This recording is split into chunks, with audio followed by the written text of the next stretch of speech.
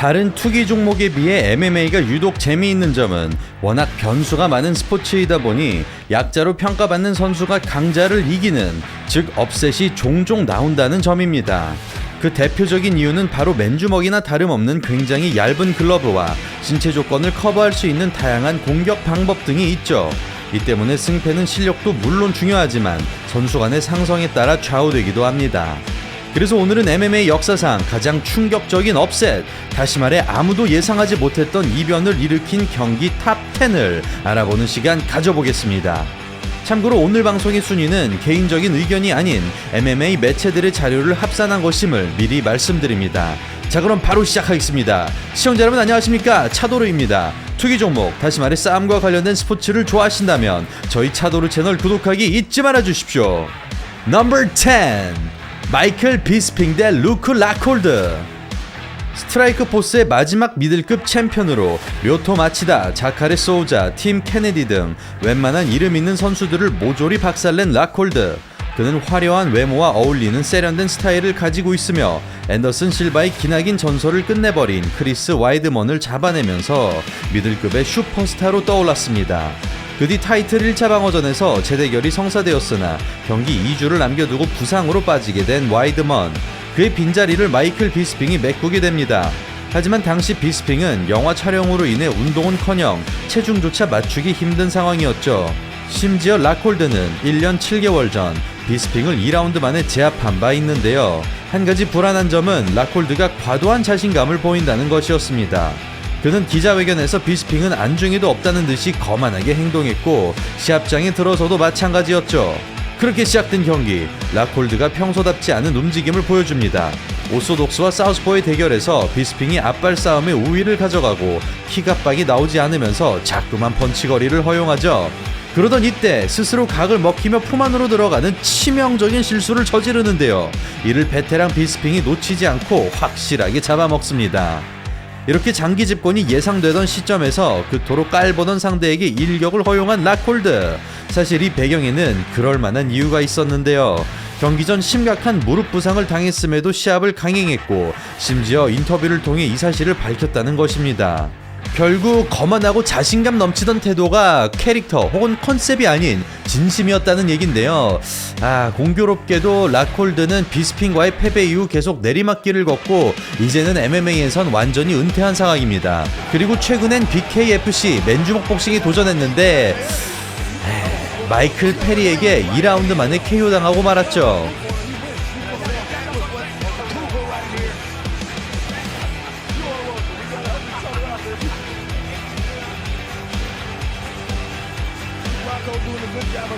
넘버 9, 알렉사 그라소 대 발렌티나 셰브첸코. 발렌티나 셰브첸코는 여성부 플라이급의 절대자로 5년 동안 체급을 지배해왔습니다. 벤텀급 활동 당시 체격의 한계로 아만다 누네스를 뛰어넘지 못했으나 플라이급이 신설되고부터 비로소 적정 체급에 정착했고 요안나 옌드레이칙을 압도하며 챔피언에 등극했죠. 그 뒤 6차 방어를 하는 동안 단 한 번의 위기조차 없었으며 무엇보다 셰브첸코는 무에타이 스타일의 타격과 강력한 레슬링의 그라운드 파이팅까지 장착했으니 격투기 경기를 바둑마냥 판을 짜고 운영하는 영리한 능력까지 보여주며 진짜 셰브첸코는 완벽 그 자체였습니다. 이때 당시 그녀가 UFC에서 겪은 2번의 패배는 앞서 말씀드린 아만다 누네즈에게 당한 패배였고 자신의 적정 체급보다 한 체급 위에서 싸웠던 경기이기 때문에 사실 플라이급에선 무적 그 자체였습니다. 이렇게 강하다 보니 도전자조차 찾기 힘든 경지에 도달하게 되죠.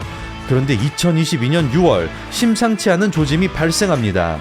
바로 신예 타일라 산토스와의 방어전에서 그동안 볼 수 없었던 균열이 생긴 것이죠. 평소보다 반응 속도나 스텝도 느려진 것 같았고 무엇보다 계속해서 그라운드로 끌려가 경기 운영에 어려움을 겪었는데요. 물론 셰브첸코가 승리하기는 했으나 스플릿 판정이 나올 정도로 박빙이었습니다. 거의 모든 방어전을 일방적으로 끝냈던 셰브첸코에게는 분명 흔치 않은 일이었습니다. 저와의 인터뷰를 통해 그녀는 부상이 있어 제 실력을 발휘하지 못했지만 경기 내용 자체는 본인이 압도했기 때문에 만족스럽다고 밝혔는데요. 그리고 2023년 3월 한국 드라마와 영화를 사랑한다며 손가락 하트까지 보인 15승 3패의 멕시코 파이터 알렉사 그라소가 도전자로 등장합니다. 초반부터 정탈을 허용하던 셰브첸코는 자신감이 없는 듯 보였고 승리에 대한 집념이 뜨겁게 타오르던 그라소에 반해 기가 빠진 모습이었죠. 그렇게 쎄한 느낌이 들던 무렵 뒤차기를 정확하게 캐치하면서 천금 같은 기회를 잡는데요. 물 흐르듯이 리어네이키드 초크로 연결되고 셰브첸코의 방어 기록이 7차에서 마감됩니다. 이리하여 절대로 지지 않았을 것 같았던 챔피언을 실력으로 무너뜨리고 플라이급의 새 시대를 열게 된 그라소. 정말 솔직히 말해서 그라소가 타이틀전을 받게 된 이유는 물론 그녀가 격투기를 잘한 이유도 있지만 셰브첸코가 최근 내 랭커들을 모두 정리해버려서 싸울 상대가 없었던 부분도 무시할 수는 없죠. 이처럼 그라소에 대한 기대감이 적었기 때문에 그만큼 셰브첸코의 패배는 또 충격적으로 다가왔는데요. 무엇보다 방금 보신 마무리 장면처럼 셰브첸코가 뒤차기 실수를 하지 않았다면 경기 내용이 좀 달랐을 수도 있겠다는 의견이 있어 그라소는 경기를 이기고도 좀 여러가지 말이 나오긴 했습니다. 그래서 그 논란을 종결시키기 위해 셰브첸코와 그라소는 오는 9월 16일에 2차전을 한다고 합니다. 넘버 8 소쿠주 대 호제리오 노게이라. 호드리고 노게이라의 쌍둥이 동생이자 주짓수와 복싱이 강한 노게이라. 그는 2000년대와 프라이드를 대표하는 라이트 헤비급 선수이며 사쿠라바 카즈시, 알리스타 오브레인, 댄 핸더슨 등 당대의 스타 파이터들을 모두 제압했었습니다. 그리고 2007년 당시 12승 2패의 노게이라는 커리어에 비해 터무니없는 선수를 만나게 되는데요. 상대는 프로 데뷔 1년도 채 지나지 않았던 소쿠주. 무명 파이터들에게 2승을 거두기는 했으나 직전 경기에서 글로버 테세이라에게 KO 패배를 당한 상황이었습니다. 그런데 누가 봐도 노게이라를 위한 이 서커스 매치에서 대반전이 일어납니다. 레프트를 크게 허치는 순간 카운터가 들어가면서 단 한 방으로 경기가 마무리된 것이죠. 소쿠주가 승리하는 데까지 겨우 23초밖에 걸리지 않았는데요. 이 충격적인 결과에 노게이라의 팀 동료인 히카르도 아루나가 복수를 위해 나섰으나 마찬가지로 1라운드 만에 패배하고 말았습니다. 넘버 7 헤난 바라오 대 TJ 딜라쇼. 조제 알도가 패더급의 폭군으로 활약하던 당시 벤텀급에는 헤난 바라오가 있었습니다. 무에타이 스타일의 광폭한 타격과 공격적인 그라운드 그리고 다양한 스킬을 갖춘 바라오는 2005년 데뷔전 패배 이후 무려 32연승을 질주하고 있었는데요. 유라이어 페이버만 2번 잡아내며 도미닉 크루즈가 빠진 벤텀급의 절대 강자로 군림했죠. 그리고 2014년 5월 그는 신예 TJ 딜라쇼를 도전자로 맞이합니다. 이때 당시 TJ 딜라쇼의 전적은 5승 2패로 물론 성적 자체만 보면 나쁘진 않긴 했으나 커리어나 실력이나 이런 다양한 방면으로 봤을 때 32연승의 챔피언 헤난 바라오를 따라오기에는 솔직히 역부족이라는 의견이 지배적이었죠. 그렇기 때문에 아무래도 이번 경기도 좀 상대 선수인 도전자 TJ 딜라쇼가 헤난 바라오의 희생양이 되지 않을까 이런 추측이 난무했는데요. 그런데 막상 뚜껑을 열어보자 너무나도 마법 같은 일이 일어났습니다. 딜라쇼가 준비한 것은 바로 드웨인 루드윅의 뱅 무에타이. 가라데와 무에타이, 레슬링을 혼합한 새로운 스타일로 끊임없는 스위치와 공격과 수반되는 머리 움직임, 타격에서 레슬링, 레슬링에서 타격으로 연결되는 현란한 플레이에 바라오는 아무것도 할 수 없었던 것이죠. 이것은 양쪽 스탠스를 완벽하게 사용하는 첫 번째 사례로서 MMA의 혁명과도 같았는데요. 너무나 진보적인 스타일의 맥을 못 추던 바라오는 헤드킥을 허용하며 그대로 침몰, 그 누구도 주목하지 않았던 신인에게 순수 기량에서 밀리고 말았습니다. 참고로 헤드킥!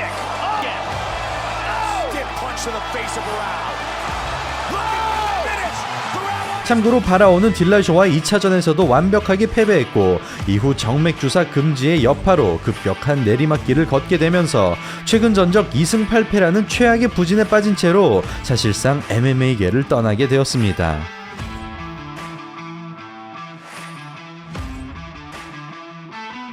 This might be a bit of a sensitive question, but please do bear with me. I made the ultimate mistake, and it's on me. I've owned up to it, and I've done that, right? Number 6 로즈 나마유나지 대 요안나 옌드레이치.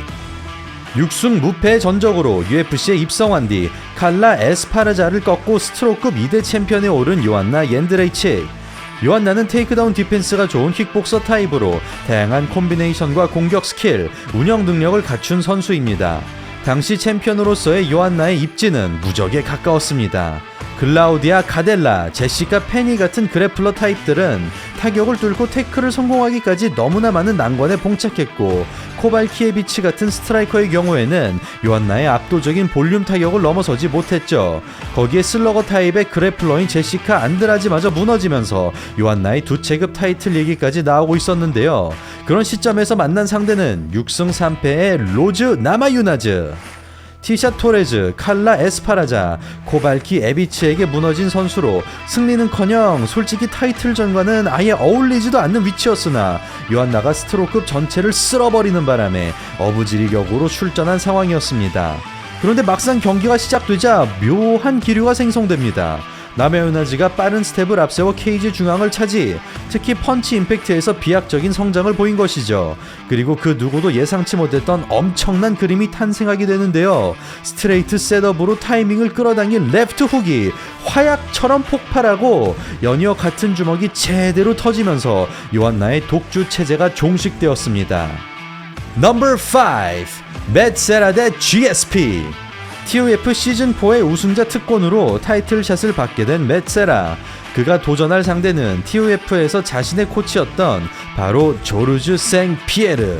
우리에게는 사실 GSP 혹은 조상필이라는 별명이 더 친숙한 선수이죠. 아무튼 당시 GSP의 전적은 13승 1패로 유일하게 패배했던 맷 휴즈를 꺾고 챔피언에 올랐으며 이미 그의 경기력은 무결점 그 자체였습니다. 반면 맷 세라의 경우 168cm의 작은 체격과 단조로운 스타일, 챔피언과는 거리가 멀어 보였는데요. 그리고 솔직히 이 GSP와의 타이틀 경기도 맷 세라의 실력이나 커리어가 인정받아서 성사된 경기라기보다는 TOF 우승자의 자격으로서, 다시 말해 좀 이벤트성이 느낌이 강했기 때문에 솔직히 이 경기를 진지하게 생각한 격투기 팬들은 아무도 없었습니다. 그런데 말입니다. 세라의 오른손이 끝내기 홈런을 만들어냈습니다. 애매한 거리에서 주춤거리던 사이 투포환 같은 라이트가 들어갔고, 이 기회를 사냥개처럼 물어뜯은 끝에 완벽하게 GSP를 침몰시킨 것이죠. 천하의 GSP라고 해도 도저히 벗어날 방법이 없었는데요. 비록 승리 이후 웰터급 역사상 가장 약한 챔피언이라는 폄하를 받았던 세라였으나 싸우기 전에는 그 누구도 승리를 장담할 수 없다는 스포츠계의 명언이 입증된 순간이었습니다.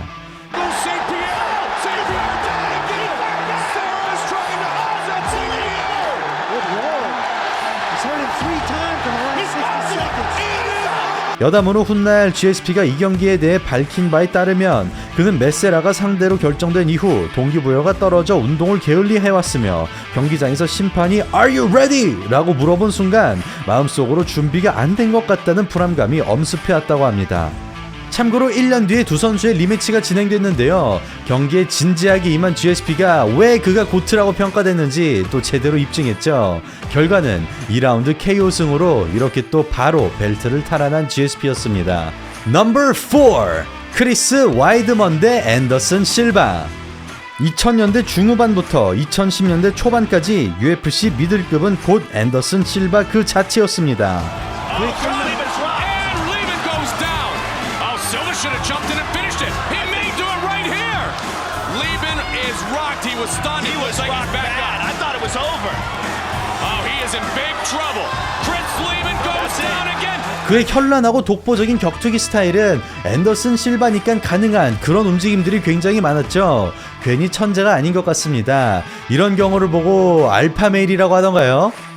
특히 한 체급 위의 선수들을 농락하다시피 패는 모습은 인간의 영역이 아닌 것처럼 보였죠. Well, he also knows how to turn when punches hit him, so they roll. Roberto Duran was a master at that. Look at this. This is crazy. He's standing right in front of Bonner. You would think if Bonner has a chance, the only way is that Anderson stands in front of him and lets Bonner tee off on him, and that's exactly what he's doing. 그런 실바의 무정 모드가 지속되자 UFC는 존 존스와의 슈퍼파이트를 추진했는데요. 1승만 추가한다면 성사되는 분위기에서 그는 크리스 와이드먼을 도전자로 맞이하고 여느 때처럼 너무나 여유롭게 케이지에 올랐습니다. 그러나 경기가 시작되자 실바의 게임에 균열이 발생했죠. 레슬링은 물론 타격에서도 이득을 거두지 못하면서 평소와는 다른 양상이 펼쳐졌고 그럴수록 실바의 얼굴에 초조함이 묻어나온 것이죠. 카운터를 억제하기 위해 일정 거리를 유지하는 작전이 제대로 들어맞은 것인데요. 결국 상대를 끌어들여야 하는 실바의 상체가 지나치게 뒤로 쏠린 과도한 도발을 시전. 이것이 유효타로 연결되면서 절대로 질 것 같지 않았던 앤더슨 실바가 허무하게 패배하고 말았습니다. 그리고 이 결과는 챔피언이 뒤바뀐 것을 넘어 새 시대가 도래했음을 의미했습니다. 앤더슨 실바의 패배 이후 선수들의 평균 사이즈가 거대해진 것은 물론이고 기량까지 상향 평준화되었으며 대치 상황에서 이득을 보는 공격 옵션과 포인트 운영 등 MMA의 새로운 개념들이 정립됐죠. 사실 경기 전 GSP를 비롯한 많은 전문가들이 와이드먼의 승리를 예상하고 있었는데요. 그러나 앤더슨 실바라는 상징성을 고려한다면 이보다 더 충격적인 결과는 없었습니다. 넘버 3. 줄리에나 페냐 대 아만다 누네즈. 여성부에서 아만다 누네즈의 존재감은 그야말로 절대적이고 독보적입니다. 발렌티나 셰브첸코, 론다 로우지, 홀리홈, 심지어 크리스 사이보그마저 처참하게 무너졌으며 그 누구도 해내지 못한 두 체급 동시 타이틀 방어를 유일하게 성공한 인물이죠. 커리어 초반까지만 해도 누네즈의 체력이 약점이라고 평가받던 시기가 있었는데요. 이마저 보완해버리니 진짜 무결점의 완벽한 챔피언이 되었습니다. 이렇게 12연승을 달리고 있던 누네즈 앞에 나타난 상대는 바로 최근 전적 2승 2패로 솔직히 말해서 타이틀샷을 받기엔 좀 애매한 위치에 있던 줄리에나 페냐였습니다. 도무지 이길 방도가 보이지 않는 가운데 뭔가 이상한 부분들이 나타납니다. 근육질이던 누네즈의 몸이 눈에 띄게 달라져 있었고 반응 속도와 화력이 떨어지면서 케이지 중앙을 내주게 된 것이죠. 한편 페냐가 준비한 전략은 상대의 첫 움직임에 반드시 공격으로 되돌려주는 것이었습니다. 우직하게 정면 승부로 일관하자 누네즈의 동작이 점점 더 커져가고 타격에서 손해가 발생하면서 데미지가 걷잡을 수 없이 쌓여갔습니다. 승기가 넘어오자 모든 힘을 짜내 넘겨버리는 페냐. 그대로 백을 점령한 뒤 초크로 넘어가고 머지않아 탭을 받아냅니다. 도박수나 럭키펀치가 아닌 오로지 실력으로 만들어낸 결과였는데요. 이에 대해 저와의 인터뷰에서 누네즈가 밝힌 바에 따르면 이때는 코로나 후유증으로 몸 상태가 정상이 아니었고 경기 도중에도 뭔가 잘못됐다는 생각이 강하게 들었다고 합니다. 그리고 반년 뒤 펼쳐진 리매치에서 두 사람의 경기가 미스매치가 아닌가 싶을 정도로 아만다 누네즈는 5라운드 내내 페냐를 두들겨 패면서 보기에 좀 끔찍하다는 생각이 들 수 있을 정도로 압도적이고 폭력적인 경기 운영을 하면서 타이틀 벨트를 자신의 것으로 다시 가져왔습니다. 넘버 2. 홀리홈 대 론다 로지. UFC 역사를 통틀어 이보다 더 강한 포스는 없었습니다.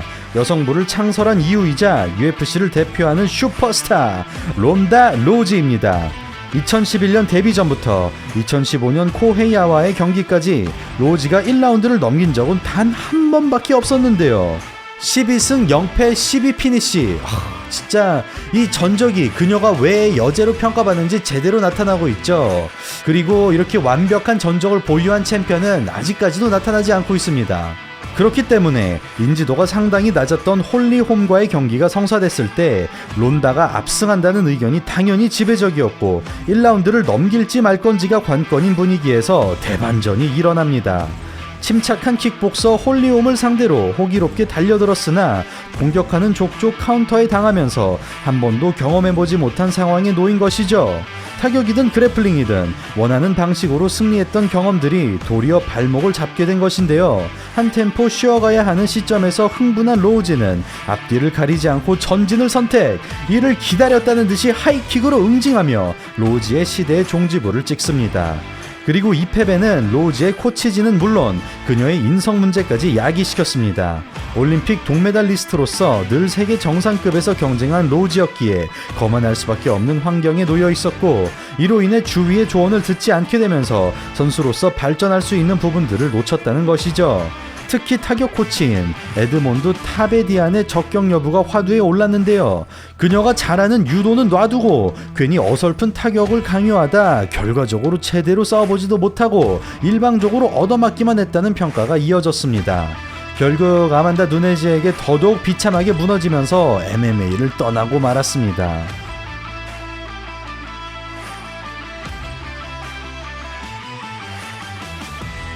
넘버 1 파브리시오 베오둠 대 에밀리아넨코 효도르인데요. 차분한 효도르, 이 차도르가 이 경기를 또 소개해야 된다니 솔직히 정말 하기 싫네요. 프라이드가 UFC의 존재감을 가뿐히 뛰어넘던 시절, 프라이드 헤비급 챔피언은 곧 세계에서 가장 강한 사람이었습니다. 그리고 그 주인공은 2000년대를 완전히 집어삼킨 에밀리아넨코 효도르. 격투기가 효도르, 효도르가 곧 격투기였으며 그의 영향력은 그를 제외한 모든 선수들을 합친 것보다 거대했죠.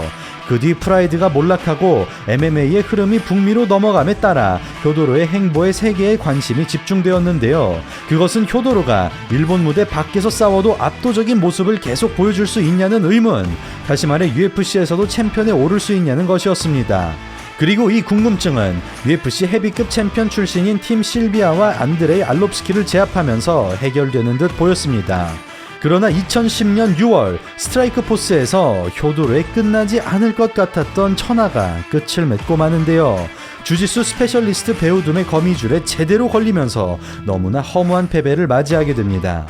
이 결과는 격투기 황제 효도르가 실력으로 패배한 첫 번째 사례라는 점과 그 상대가 프라이드에서 크게 두각을 나타내지 못했던 베오둠이라는 점에서 더욱 충격을 주었죠.